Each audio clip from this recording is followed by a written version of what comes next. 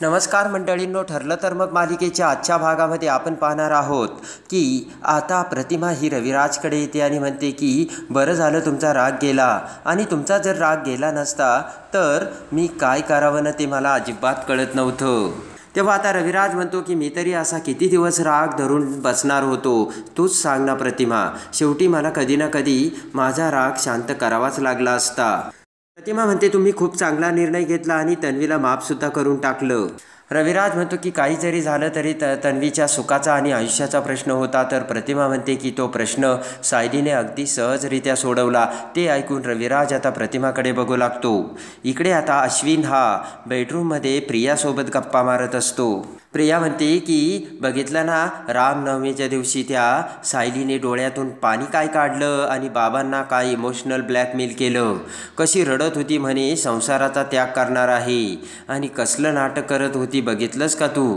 काही नाही रे, सगळी खोटं नाटकं करते ती सायली, असे आता प्रिया ही अश्विनला सांगत असते. प्रिया म्हणते की मी फक्त बाबा शांत होण्याची वाट बघत होते आणि मला खात्री होती की बाबांचा राग एक ना एक दिवस गेलाच असता.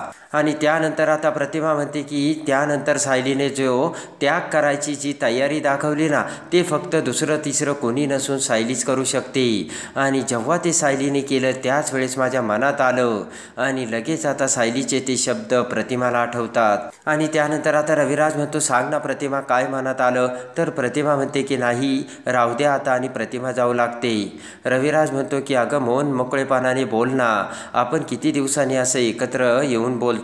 आणि त्यानंतर आता प्रतिमा सांगू लागते की अश्विन सोबत लग्न करण्याचा निर्णय तन्वीचा होता, आणि तुम्हाला सांगू नये हा निर्णय सुद्धा तन्वीचा होता. पण संसाराचा त्याग करायची जबाबदारी दाखवली तर कोणी, ती सायलीनी. खरी तर ही जबाबदारी तन्वीची होती. मग तन्वीने तुमचा राग शांत करायला नको होता का, असे आता प्रतिमा ही रविराजांना सांगते. आणि प्रिया म्हणते की मला माहीत होतं की बाबा माझ्यावरती पुन्हा कधीही रागवणार नाहीत आणि त्यांचा राग शांत होईलच, पण या सायलीला मध्ये क्रेडिट घ्यायचं होतं ना. अश्विन म्हणतो की कसं आहे, त्या सायलीला दाखवायचं असतं ना तुला काही जमत नाही आणि तिला सगळं काही जमतं म्हणून. आणि ते ऐकताच आता प्रिया म्हणते की पूर्णाजीने पण सायलीला कसं सरळ केलं बघितलंस ना अश्विन, तू बरोबर ठिकाणावर आणलं तिला. तेव्हा आता अश्विन म्हणतो की अगदी बरोबर. इकडे आता रविराज आता प्रतिमाला म्हणतो की हे बघ, तू सायली आणि तन्वीची तुलना कशी करू शकतेस प्रतिमा. आणि त्यानंतर आता प्रतिमा म्हणते की मी तुलना करतच नाही. तुम्ही मला आत्तापर्यंत प्रश्न विचारत असताना नेहमी सायली माझी लाडकी का आहे म्हणून त्याचं उत्तर हे आहे, असं आता प्रतिमा रविराजला सांगते. आणि प्रतिमा म्हणते की सायली काही वेगळीच आहे. मला तर कधी कधी असं वाटतं जेव्हा मी सायलीच्या वयाची असेल ना, तेव्हा मी सुद्धा तिच्यासारखीच असेल. तर आता रविराज हा विचारात पडतो. इकडे आता अश्विन मोठ्या फुशारकीने सांगत असतो की बघितलं का, पूर्णाजीने तिला सांगितलं तू काही जरी केलं ना तरी या घरात परकीच राहणार आहे म्हणून. अगं तन्वी, मी तुला सांगतो घरच्यांना देखील कळतंय कोण खरं आहे आणि कोण खोटं. अश्विन म्हणतो की एवढं सगळं करूनही मसाला मारून चेहरा बघितलं का कसा झाला होता, अगदी पाहण्याला एक झाला होता. तर खुश होऊन प्रिया असू लागते. आणि अश्विन म्हणतो की मला माहिती आहे, त्यामुळे पुढचे काही दिवस तरी ती काही निर्लज्जपणा करणार नाही. आणि लगेच आता अश्विन हा प्रियाचा हात आपल्या हातात घेतो. तर प्रिया आता खूपच खुश झालेली असते. आणि इकडे आता रविराज हा हरवून गेलेला असतो. तेवढ्यात आता प्रतिमा म्हणते की कुठे हरवलात. तर रविराज म्हणतो की काही नाही ग प्रतिमा, सहज विचार करत होतो. इकडे आता अर्जुन आणि चैतन्य दोघेही बेडरूममध्ये सायलीसोबत असतात. अर्जुन आता सायलीला प्रश्न विचारत असतो, माहिती विचारत असतो. अर्जुन म्हणतो की मिसेस सायली, तुम्ही मला एक सांगताल का, ज्यावेळेस विलास हा आश्रमात आला तेव्हा विलास आणि तन्वीचे आश्रमाच्या अगोदरपासून ओळख होती. तर आता सायली म्हणते नाही हो, तसं काहीच नाही आठवत. तेव्हा आता अर्जुन म्हणतो की म्हणजे ते आश्रमामध्ये सुद्धा एकत्र राहत होते का. तर आता सायली म्हणते की म्हणजे विलास हा सगळ्यांशी नेहमीच चांगलं वागायचा, तेव्हा मला काहीच संशय आलेला नाही. अर्जुन म्हणतो की तन्वी आणि विलासला कुठे बाहेर एकत्र जाताना बघितलं होतं का. तर सायली म्हणते नाही आठवत. चैतन्य म्हणतो काय यार अर्जुन, लग्न झालेले देखील एकत्र येत नाही आणि तू काय बोलतोयस, हे काय प्रश्न विचारतोयस. आणि तेवढ्यात आता चैतन्याचा आवाज ऐकून चैतन्यकडे बघत सायली म्हणते की चैतन्य भाऊजी तुम्ही कधी आली. चैतन्य आता घड्याळाकडे बघत म्हणतो की तुमच्या रोमॅन्टिक गप्पा सुरू झाल्या होत्या ना, तेव्हाच आलो मी. तर दोघेही हसू लागतात. त्यानंतर आता चैतन्य म्हणतो का रे काय यार, दोघेसुद्धा बेडरूममध्ये एकटे असताना काय तर म्हणी तन्वी आणि विलासचा विषय, तुम्हाला कुठे काय बोलावं ते तरी कळतं का? तेव्हा आता लगेच सायली म्हणते की केससुद्धा महत्त्वाची आहे ना. तर आता लगेच चैतन्य म्हणतो की सुद्धाचा अर्थ तुम्हाला कळतो का? आणि त्यानंतर आता चैतन्य म्हणतो की तुम्ही कुठे एकांतात डिनर वगैरेला गेले होते का? तुम्ही प्लॅन केला होता ना? अर्जुन म्हणतो नव्हतो गेलो, पण मिसेस सायलीनी इथेच कॅन्डल लाईट डिनरचा सगळा प्लॅन केला होता. तर आता चैतन्याला राग येतो आणि चैतन्य म्हणतो की सगळ्यात अगोदर त्यांना मिसेस सायली म्हणणं बंद कर. आता त्या तुझ्या कॉन्ट्रॅक्ट वाईफ नाही आहेत, त्या तुझ्या लग्नाच्या बायको आहेत. चैतन्य म्हणतो की असं कुठंतरी जा जिथे घरातील कामं, घरातील माणसे, तन्वी, विलास कुणीही नसतील. तर आता सायली म्हणते की मग त्यासाठी आम्ही दोघे घरातच एकांतात पाहिजे ना. तर आता चैतन्य डोक्याला हात लावतो. त्यानंतर आता चैतन्य म्हणतो की आता तुम्हा दोघांना बाहेर एकांतात जाण्यासाठी मलाच काहीतरी करावं लागेल. अर्जुन म्हणतो की चैतन्य म्हणतो शट ऑफ, एक शब्दही बोलू नकोस. पटकन आता चैतन्य त्याच्या मोबाईलवर 2 तिकिटे बुक करतो आणि ती आता अर्जुन सायलीच्या मोबाईलवर पाठवतो आणि म्हणतो की आता इथे जवळच थिएटर आहेत आणि तुम्ही दोघं आज संध्याकाळी सिनेमा बघायला जाणार म्हणजे जाणारच. आणि इकडे आता चैतन्य, अर्जुन, सायली तिघेही आता खाली येतात. तर आता लगेच आता अर्जुन म्हणतो की चैतन्य हे बघ, आता आपल्याला बाहेर जायचं ना, तेव्हा नाश्ता करूनच जावा लागेल. आणि आता अर्जुन नाश्ता करायला बसतो. तेव्हा आता अर्जुन आता प्रियाला टोमणा मारू लागतो. अर्जुन म्हणतो की खरं तर मी माझ्या बायकोच्या हातचा नाश्ता खाणार होतो, पण जाऊ दे आता. तर लगेच सायली म्हणते सगळ्यांचा नाश्ता मीच बनवला आहे. तर अर्जुन खुश होतो आणि अर्जुन लगेच आता अश्विनला म्हणतो की अश्विन तूसुद्धा आता पोटभर नाश्ता कर बर का, कारण माझ्या डॅडची बायको आणि माझी बायको जो नाश्ता बनवते ना तो अगदी परफेक्ट असतो, तेव्हा तू पोटभर खा, असे आता अर्जुन बोलतो. आणि त्यानंतर आता अश्विन म्हणतो की आणि माझी बायको काय बनवत नाही का? प्रिया म्हणते की जाऊ दे ना रे अश्विन, मला ना तुमच्यामध्ये माझ्यामुळे वाद झालेले नाही आवडणार. आई मी काय म्हणते, मी जरा माहेरला जाऊन येऊ का? तर आता अर्जुन, कल्पना सगळेजण तन्वीकडे बघू लागतात. अश्विन म्हणतो की माझ्यामुळे तुला माहेरला जायचं का? तर हसतच आता प्रिया म्हणते तसं नाही अश्विन, बाबांचा राग गेला ना तेव्हा आता मला बाबांचा हसरा चेहरा बघायचा. तर कल्पना हसतच म्हणते जा जा तन्वी खुश होती. तर अर्जुन म्हणतो की तन्वी खरं तर तू माझ्या बायकोचे आभार मानायला हवेस. तन्वी आता अर्जुनकडे बघते. सायली म्हणते की हे बघा तुमचा डबा भरून ठेवला आहे, तुम्हाला ऑफिसला उशीर होत असेल, चला निघा. तर आता अर्जुन हा सायलीकडे बघतो आणि म्हणतो की हो. अर्जुन आता डबा हातात घेतो, कल्पनाकडे बघतो आणि चैतन्यला म्हणतो चल चैतन्य. दरवाजात जाताच आता पुन्हा अर्जुन थांबतो आणि म्हणतो की मम्मा, म्हणजे तुझी जी आवडती सून माहेरला जाणार आहे ती संध्याकाळी पुन्हा घरी येणार आहे ना, म्हणजे दररोज जाणार माहेरला, पुन्हा येणार आणि मग ती तिकडंच सेटल होणार. आणि त्यानंतर आता प्रिया म्हणते की आई तुमचं खाऊन झालं की मला सांगा, सगळं आवरल्यानंतर मी जाईल. कल्पना म्हणते की अगं विमल आवरेल, तू निघ आता. आणि इकडे आता जेलमध्ये महिपत आता दामिनी आणि साक्षी समोर असतो. महिपत आता साक्षीला म्हणतो मी तुला सांगितलं होतं ना ह्या आप तुला बाहेर काढणार आहे म्हणून. बोट करत आता दामिनी म्हणते की हे बघा ड्रामा बंद करायचा, मी तिची वकील आहे आणि ती माझी क्लायंट, एवढीच ओळख पुरेशी आहे. आणि त्यानंतर आता दामिनी साक्षीला म्हणते की मी ॲडव्होकेट दामिनी देशमुख. हात पुढे करत आता साक्षी म्हणते हॅलो मी साक्षी शिकरे. दामिनी आता काहीच रिस्पॉन्स करत नाही. साक्षीची तिचा हात पाठीमागे घेते आणि आता साक्षी म्हणते की माझ्याबद्दल तुम्हाला आता सगळंच माहीत झालं असेल ना. दामिनी म्हणते की सगळं मला माहीत नाही आणि तेच माहिती करून घेण्यासाठी मी इथे आली. साक्षी म्हणते की तुम्ही विचारा, मी तुम्हाला सगळं काही सांगेन. साक्षी म्हणते की काही करा पण प्लीज मला इथून बाहेर काढा, कारण आता एक क्षणभरही मी इथे थांबू शकत नाही. दामिनी म्हणते की विलासच्या मर्डर केसबद्दल आपण बोलूयात, पण त्या अगोदर आत्ता जी शिक्षा झाली ना त्याबद्दल आपण बोलूयात. आणि त्यानंतर आता दामिनी म्हणते की हे अथर्व विचारायचं काय आहे. साक्षी म्हणते की आम्ही जवळपास अथर्व विचारायचं सगळं काही व्यवस्थित हँडल केलं होतं, पण तो अर्जुन सुभेदार खूप हुशार वकील आहे आणि तो त्या अथर्व विचारेपर्यंत पोचलाच.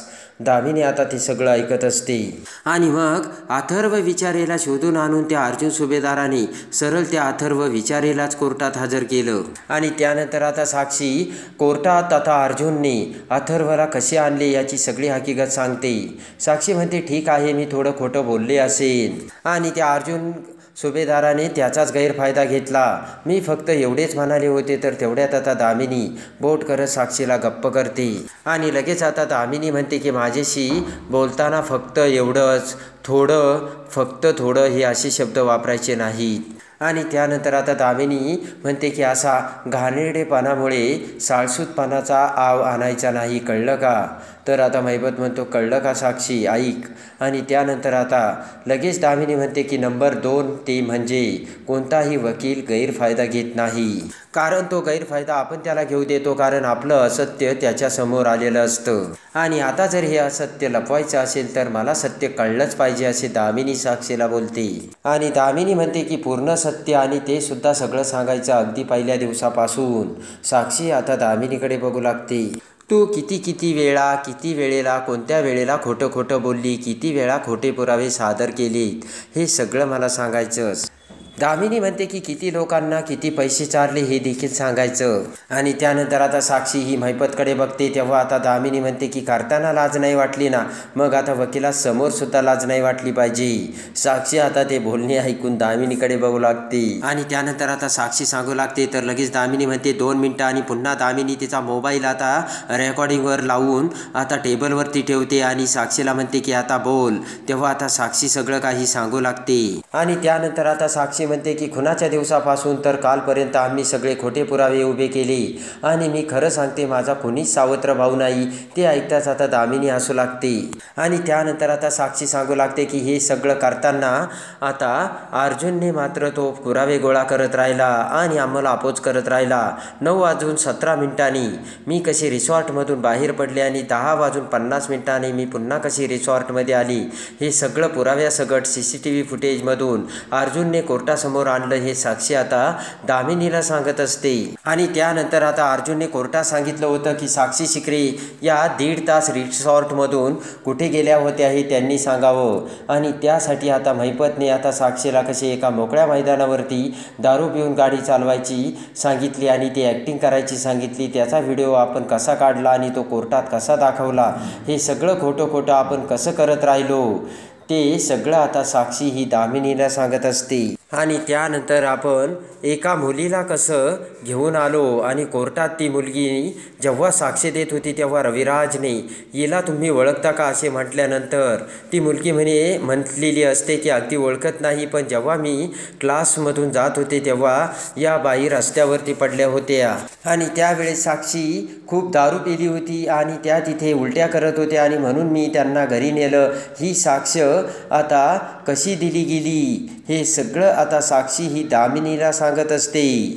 आणि त्यानंतर आता अथर्व विचारे नावाच्या भावाला आपण कसं उभं केलं आणि हॉस्पिटलमध्ये ज्या वेळेस माझ्या अथर्व विचारेकडे मी त्याला भेटायला गेले तोपर्यंत अथर्व विचारे हा जग सोडून निघून गेला होता, तेव्हा त्याच्या अंत्यविधीमध्ये त्या वेळेला मी तिथे असल्याचे खोटे आपण कसे कोर्टासमोर दाखवले आणि त्यानंतर मग अर्जुनने कसे खऱ्या अथर्वला धरून आणले, हे सगळं आता साक्षीने दामिनीला सांगितलेलं असतं. आणि त्यानंतर आता अर्जुनने अथर्व विचारेला विटनेस बॉक्समध्ये बोलावताच आता विचारलेले असते की त्या मुलीला तुम्ही ओळखता का, तर अथर्व विचाराने साक्षीला ओळखायला नकार दिलेला असतो. तेव्हा अर्जुन म्हणतो की त्या तर म्हणतात की तुम्ही त्याची साथीचे सावत्र भाऊ आहेत आणि त्यावेळेस आपले कसे पितळ उघडे पडले, हे सगळं आता साक्षी ही दामिनीला सांगत असते. आणि त्याच वेळेस दामिनीने तिच्या मोबाईलमध्ये तो सगळा साक्षीचा व्हिडिओ रेकॉर्ड केलेला असतो. इकडे आता अर्जुन आणि चैतन्य ऑफिसमध्ये बसलेले असतात. चैतन्य म्हणतो की कामाची जी फ्रॉड केस आहे ना,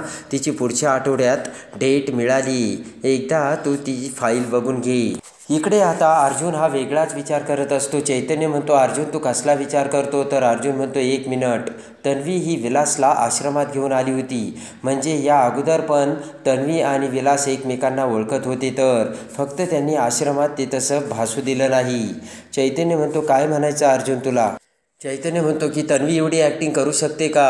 अर्जुन म्हणतो की तन्वी किती ॲक्टिंग करते ना हे तू घरी जाऊन बघ, मग तुला कळेल. तर आता लगेचच अर्जुन म्हणतो की म्हणजे तन्वी आश्रमात हे सगळं करू शकते, तर असा संशय आता अर्जुनला आलेला असतो. इकडे आता चैतन्य आणि अर्जुन आता विचार करत असतो. अर्जुन म्हणतो की हे बघा, तन्वी आणि विलास हे आश्रमात राहत होते. तन्वी ही सगळ्यांसोबत व्यवस्थित वागत नव्हती, पण फक्त विलाससोबत ती व्यवस्थित वागायची, पण मोजकंच बोलायची. याचा अर्थ तन्वी आणि विलासचं प्लॅनिंग आश्रमात होत नसणार, ते बाहेर होत असणार. चैतन्य म्हणतो की अगदी एक्झॅक्टली अर्जुन. आणि त्यानंतर आता इकडे अर्जुन म्हणतो की आपल्याला तन्वीचे कॉल रेकॉर्ड चेक करायला हवेत, त्यामुळे बऱ्याच गोष्टी क्लिअर होतील. आणि अर्जुन म्हणतो की तू लगेच तन्वीचे कॉल रेकॉर्ड्स आता चेक करायला आता फोन कर. चैतन्य म्हणतो की मी करतो, पण ह्या प्रोसेसला बराच वेळ लागेल अर्जुन. आणि इकडे आता चैतन्य म्हणतो की तन्वीचे वकील अजून रविराज सरच आहेत, तेव्हा आपल्याला ते कॉल रेकॉर्ड काढण्यासाठी खूप जड जाणार आहे. अर्जुन म्हणतो मला माहिती, पण आपण प्रयत्न करायला हवे. आणि त्यानंतर आता चैतन्य म्हणतो ठीक आहे, पण चैतन्य म्हणतो ॲडव्होकेट अर्जुन सुभेदार, तुम्ही वकिलाचे सगळे कामं करता, पण तुम्ही वाजले किती तेवढं बघा, तुम्हाला तुमच्या बायकोला घेऊन जायचं होतं. इकडे आता कल्पना ही हॉलमध्ये बसलेली असते. तेवढ्यात आता सायली कल्पना शेजारी येत म्हणते की आई तुम्हाला काही हवंय का. कल्पना नकारार्थी मान हलवते. पुन्हा आता सायली म्हणते की आई मी संध्याकाळचा स्वयंपाकसुद्धा करून ठेवला आहे बरं का, आणि कारण यांच्यासोबत मी संध्याकाळी सिनेमाला जाते. त्याचं काय आहे, चैतन्य भाऊजींनी खूप आग्रह केला आणि तिकीटेही काढून दिली.